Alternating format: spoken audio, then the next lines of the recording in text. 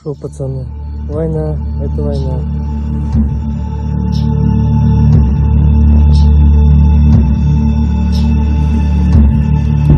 О, смотри.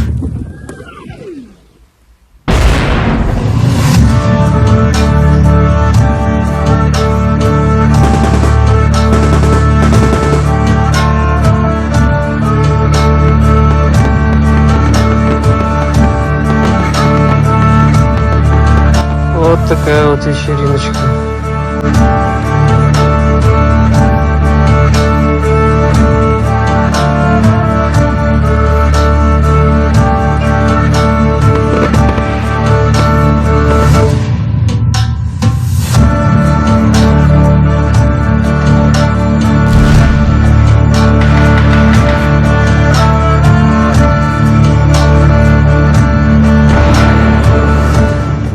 А вы говорите, мы тут тиктоки снимаем на безопасном расстоянии.